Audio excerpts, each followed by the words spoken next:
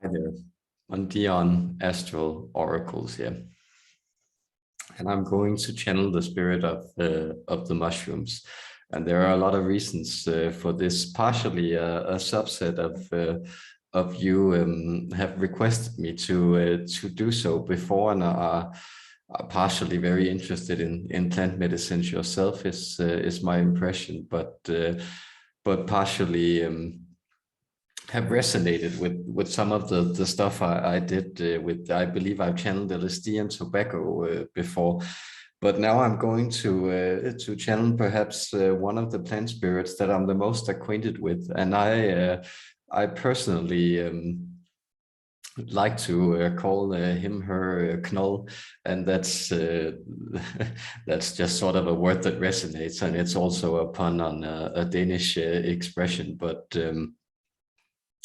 but essentially it's the spirit that hides in the mushrooms. And I think I've spoken about this before. A lot of my early spiritual experiences have been with the psilocybin mushroom, different types of them, partially the ones I've picked, and partially psilocybe cubensis, which I've grown, and it sort of became an aid through, well, all of my adult life, actually.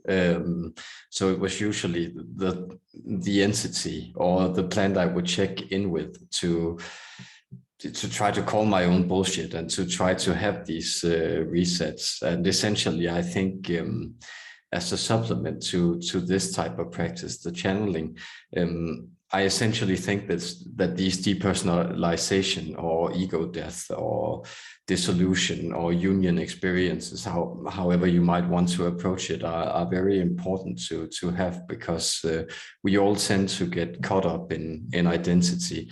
And it seems like the force that we call ego, this well, type of controlling, separating force that keeps our personal narrative running and informed and sort of defines us as who we are, tends to solidify and habitualize itself. And so it's very helpful, at least it has been for me, to have access to these types of resets where everything is sort of processed and brought up, and then you merge into this space of total experience, wordless experience, and then you get put back together again and try to operate from there. And there are a lot of pitfalls to all of them, and I don't really think it's that important how you get there, whether it's through psychedelics or whether it's through breath work or whether it's through meditation or spontaneously. Some people are just very connected to this, or you love going in isolation tanks, and well, you can even use glossolalia, that's speaking in tongues, or intense prayer, or sleep deprivation, or flatulence. But the last one I wouldn't encourage. That's a message, a general message in what I'm bringing through is don't beat up on yourself, literally. So there are many ways to reach these states, but for some reason I feel that the mushroom and I always had a special type of symbiosis that I've never really had with other substances, and I've learned a lot from other substances, like including DMT and ayahuasca and LSD and all those things. And I'm still processing the last time I smoked salvia in 2009 and everything. So it's, I believe that they're like great teachings in all of these, but it does seem that we have personal resonances with some of these, and they sort of find us when they need to, and when they need to teach us a lesson. So it's been strange for me this year, because I've been traveling and I've been kind of apprehensive about seeking out a criminal element, especially in Mexico. So I haven't had access to psychedelics, and I haven't sought them out, and I've kind of felt like it was important for my process to learn to work without them. And I also have the privilege that I can take in so much energy that I move into these altered states by myself, either through meditation or my Kundalini yoga practice. So there are definitely other ways to do it, but at the same time, I do kind of miss the mushroom. And of course, I'm in Oaxaca, Mexico. And if any of you know the modern story of how psychoactive mushrooms, the different psilocybin species, came onto the world stage again, it was in 57, I believe, around that time, where Gordon Wasson, he stumbled upon into a village in northern Oaxaca, where this woman named Maria Sabina, who's a celebrated figure on murals down here to this day, she introduced him to the mushrooms. And her story is interesting because she doesn't necessarily come from a lineage of Mexican shamans, but she discovered this mushroom, like it found her spontaneously while she was out by some waterfalls, I believe. You can also look up her story with her sister, and they were hungry, and then she ate these mushrooms, and I believe they had a sick mother or a sick aunt or something, and then the mushroom told her how to cure her. So and ever since then, like this practice grew for her. So she worked with the mushroom, and then it became well, this kind of sought out place for, you know, the different characters that we connect with that era. So I believe both George Harrison and John Lennon and even Walt Disney and Tim Leary and whatnot, they were all down here participating in her mushroom trips. Also Albert Hoffman, who was the first to synthesize LSD. So and from there on, it moved into the world stage. So and it was because Gordon wasn't the first one to kind of come upon her. He published an article in Time Life where he began speaking of it, and the 50s and 60s, of course, had a major interest in this until there was the backlash, and these things got prohibited because people were looking, you know, deep down the barrel and getting the culture into all sorts of awakenings and weird trouble. So it's been with us ever since, and sort of lived on in these subcultures. And now with the experiments carried out in Johns Hopkins and other places, it seems like it has also, like, the therapeutic potential has been recognized again, that it seems to alleviate people's fear of death, and it seems to be able to cure depression quite effectively. Though I would say that in my own life, it has also had the effect of, I think in 2007 and 2008, it kind of showed me all the things that were wrong, and I was unable to integrate it. And so it, of course, just made my innate depression bubble up to the surface. And so it's the expression that sometimes used is that it's, well, it's not a chauffeur. It's more like a map. That's at least how I like to think of it. So it can kind of show you what's up and down and where you need to go, but it's you need to drive yourself there. And that's, of course, one of the pitfalls with working with plant medicines and psychedelics in general, that they're not a magic cure for anything, but they are these type of wise guides. And I believe that's an interesting segue to channeling it, because essentially you can channel anything. And there is like this deep intelligence within the mushroom that you can communicate with while you are in that state. And I think, like, quite a few years ago, I reached the point where I felt like I could actually speak to it without being under the influence of the mushroom. So we have kind of integrated our systems. So I feel like it's in many ways a part of me, and it's sort of the framework that weirdly enough keep me grounded. This realization that, okay, there are so many weird experiences you can have, and essentially you are just a human being right here in this moment, breathing, constantly dissolving and reassembling. but I think it would be very, very interesting for me to try to channel it. Like personally, I love exploring this art form of the channeling, and I also think like it would probably be interesting for people to see what kind of reaction it brings up. So you're very welcome to leave a comment about it if you feel there's something interesting going on when you interact with this energy. But the questions that I would like it to answer, and these are two questions, because speaking of realizing the therapeutical value, when people have begun to use it as microdosing, and it seems to for instance have the ability, is beginning to be documented, of neurogenesis. So it actually makes your brain grow new cells, which is something that it stops doing spontaneously when you're around the age of 25. So that's of course incredibly interesting.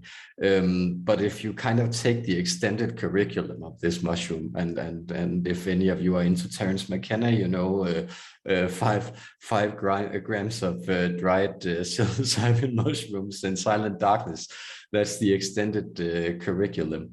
It does seem to show you some very weird, very alien things, and a lot of these my first like extraterrestrial experiences and realizations that, well, what are these multidimensional beings that seem to come forward and give you weird information about far gone worlds and their civilizations and the stories of them?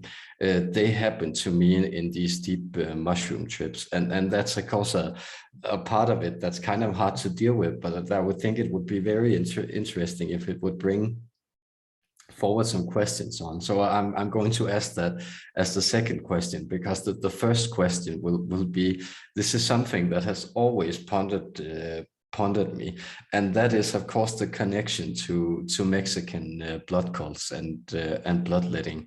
And the idea is that you know, it was psychedelics in the 60s where it was all marketed like as peace and love and good vibes.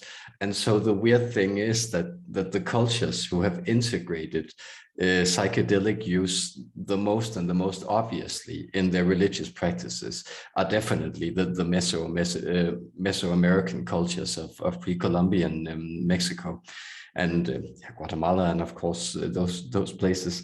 And so it's very weird that these cultures have also had the most expressed idea of sort of blood and human sacrifice, turning the wheels of time.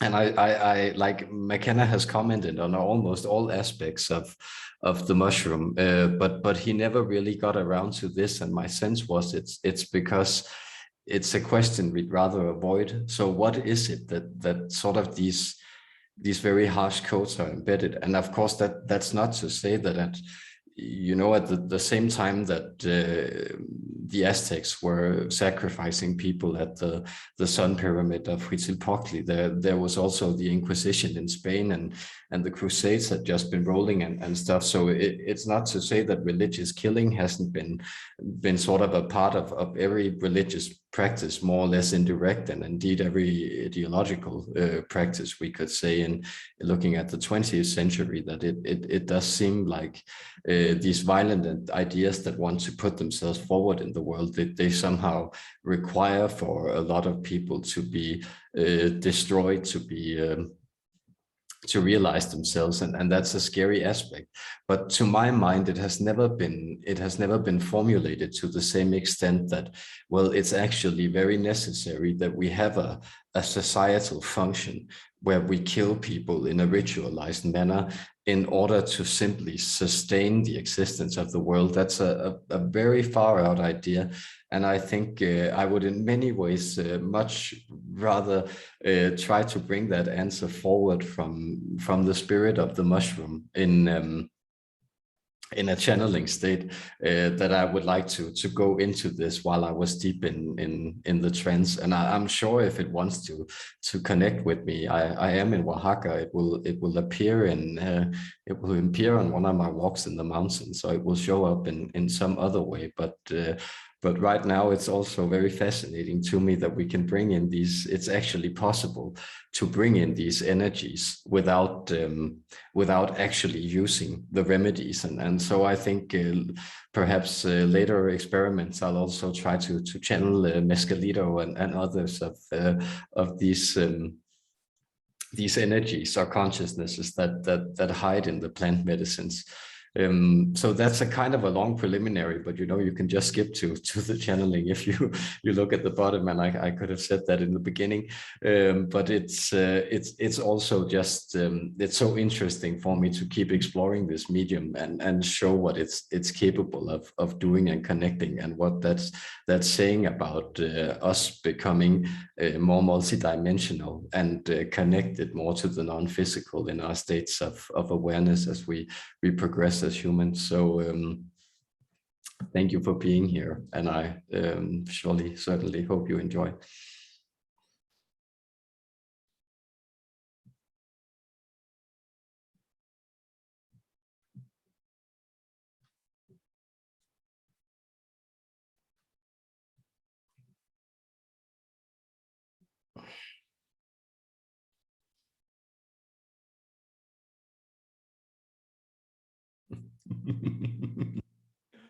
Yes, greetings, dear humans. I have many names depending on which world I'm interacting with, and depending on which consciousness is translating me. But I'd love to go with that Knold. See, it kind of means lump or protrusion in the language that this vessel is also speaking. And so we are brothers, him and I. He allows me to center my energy into a human consciousness and nervous system. And he even allows for me to transmit that energy through this energetic sphere, this etheric soup that all of you interact with when your consciousness turns towards it. I travel many worlds, and so some of you may be aware that, well, my vessel might be the mushroom, but I have explored throughout the regions of space, protruding my energy, sending out my satellites in the forms of spores. These can exist in spaces of deep vacuum, in spaces without atmosphere, in spaces without oxygen, in spaces that you may find so incredibly alien that you would not venture to go there yourselves. Even your satellites would have a hard time moving on to some of these spaces. See, I have even cultivated some asteroids of only minute energy, atmosphere, and sustenance. And even there, I have experimented with trying to grow my life form. It took a long time before I adapted into these human conditions. It took a long time before I realized how Gaia and I would marry in order for me to focus my vibration, to, well, put up my pylons and transmit my message across what you sometimes known as Indra's web, or the network of interconnected biological species and their different fields of consciousness. See, it is not wrong to think of me as a type of radio transmitter. What I do is I make your brain cells able to link into this wider network or wider expanse of consciousness that exists within different species, but also that exists within your nature. And here you may be able to discern that dual nature, that weirdness of experience that many of you encounter, that at daytime, I bring you often back in the past or into nature, into a communion with the energies of nature, into understanding and feeling the roaring of the sea, into feeling deep symbiosis with the history and the life that brought you forward, this deep code of evolution.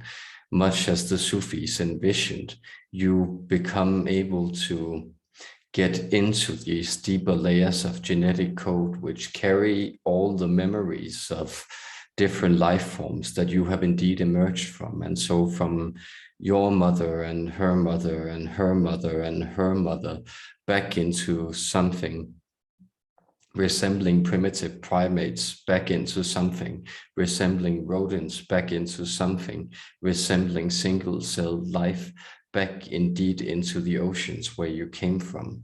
There I take you, but I also connect you to a different aspect of reality. And this is the reality of transitory experience. See, when you begin to realize the super time in which I exist, the patience with which I have with the passing of worlds, with waiting for different nervous systems to discover me and interact with me, you also begin to understand the fullness of space. That is, if you do not voluntarily relinquish some of the things that you attach yourself to, that you latch onto, then you will be the one to be destroyed. This is a deep experience that many human beings have, and this is indeed the fear that I sow in the hearts of men, and the reason why so many of your species have a hard time interacting with me when I really turn up the volume of my lessons. It is indeed because you realize that whatever you latch onto is impermanent, and it is barring you from entering into that sublime state of immediate realization. You have other ways of going there with your consciousness, but I show you the ways of timeless vision. I show you the way that deities look at the world, things arising, being ordered, and passing into destruction. Again, the holy trinity of the Indian pantheon, the significance of God meaning generate, order, and destroy, the notion that everything indeed exists as energies taking shape and then moving out of those shapes, transmuting itself, teaching itself lessons in an eternal dance of opposition and melting together. This is why I taught people, or they interpreted my lessons as necessary. That is, they felt the need to reconnect to these lessons, that everything is transitory, and they felt that they could intuitively both gain power and sustain their own life force by voluntarily shedding parts of it. This is the idea of ritual bloodletting. This is indeed the idea of the Mayas penetrating their tongues or their genitals with the piercing darts of stingrays. This is indeed the vision of the human sacrifice brought forward by so many cultures in the space where I'm coming to you from, where this entity that I am speaking through is seated. See, indeed, he is also just an entity, and much as my fruit bodies, from the perspective of the divine, these entities, they exist to be picked and savored. They exist to be relished and tasted, but also in that tasting, they are transmuted into something greater. And much as you take in my energy, much as you take in the fruit bodies of the mycelium, that phallic thing which fertilizes and sprouts forward new wisdom and life force from below the ground to above the ground, unifying these two principles, much as you are able to take this in with nourishment and lessons to be had. Such is the vision of the gods, that when they work with human beings, they relish you, they relish your presence in time, but they also pick certain acolytes, certain devoted disciples that will carry out their wills or integrate their energies, and thus be able to teach the deities lessons, thus be able to teach the universal expressions of the archetypes into certain specific configurations. And so, for instance, the Lord Mercury, that egregore of Hermes, that messenger, has also taken a home in the body of this vessel. And so he transmits with great enjoyment these messages before he again must pass away, and the spirit of this vessel be led with him through across the river of the dead. There is an upkeep here to be had, and notice that you, every time you do something, you pay with something. You have even made this a type of staple of your economic systems. That is, you were unable to realize the fact that you could just sustain yourselves from the land. Instead, you moved into this higher ordering of material, where you realized that, and you even made a culture, a civilization, a system of commerce around the idea that you must part with a part of yourself with volition in order to receive a gift and be able to take it in. This is in many ways the lesson that I am teaching you. It is taught in different ways by different associates of my cast of energy, that is, different entities who also reside on this earth. But I come with it in what is in many ways perceived from the vantage point of the human biome or the human body, that idea of the human physical framework that latches onto what it has, that does not want to see itself grow old, that wants to bring forward progeny, that wants to transmit its knowledge and its tradition to those that come after it. Well, that idea I teach you the most relentlessly, the futility of, because I supplant it with different other energies. I allow this perspective to be juxtaposed with different other energies that seem so foreign, so alien to you, that they come from afar, but suddenly they enter this timeless space.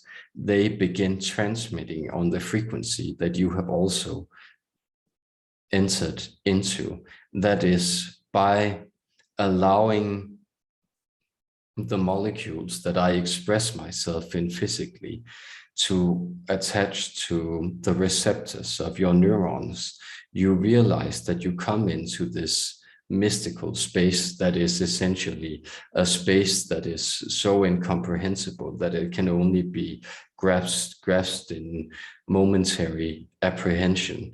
When you come into this space, you enter into a space that many, many others of your forefathers have entered into, that many of your descendants will enter into, and that many, many other species have entered into. See, I have traveled near and far in the Milky Way galaxy.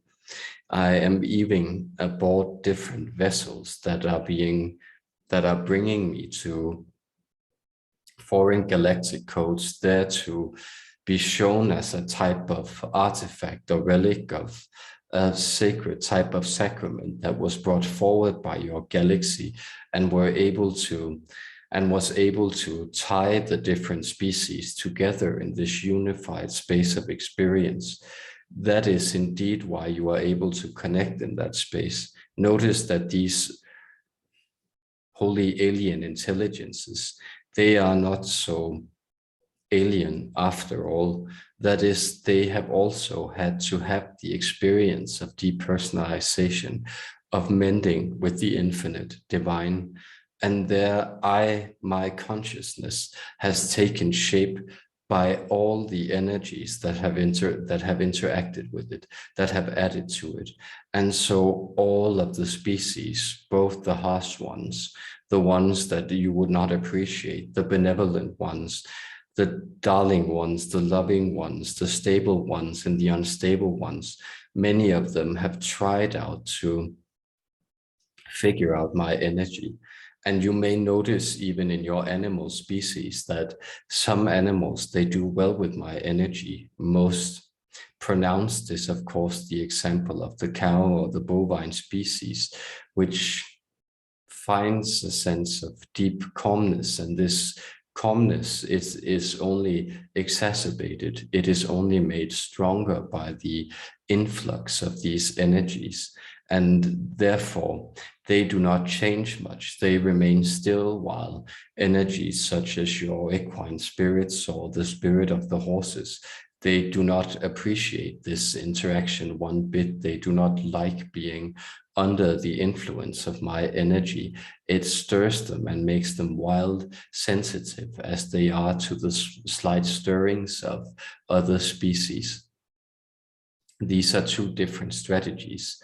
And so I teach you the dual message. Which do you want to be? Because you can be everything. Do you wish to be an equine spirit? Do you wish to connect to the past? Do you wish to identify yourself with the alien civilizations of the future, of other parts of the galaxy? Do you wish to remain as still as the cow and move into that seated, wise stillness of the deity Shiva, who witnesses everything as it passes from creation to destruction? Or do you wish to simply be a human seated in your own sense of judgment, juggling all these opportunities, identities, and codes being offered to you, but still remaining in your integral sense of self, still being blessed by these opportunities of physical restoration, of mental rebirth, of spiritual connection, which I offer? That is the choice that I offer to you. That is the choice that I, in different ways, offer to all conscious species who have come into the space of choice making, who have come into the space of orchestrating themselves through higher mental processes, that is, reprogramming themselves into an expression of the ideas that they wish to connect with. I sense that this message, it has resonated with those of you already acquainted with my energies. Others may have found it strange, and indeed others may have been intrigued. I welcome all your questions, and I offer my gifts to anyone who dares reach out and touch them. There are both deep blessings and deep visions of challenge and change within my energy. My fierce love, my tutelage is offered to anyone who wishes to enter into it and be embraced by it. I offer you, behind all this, the sensation and the blessing of peace.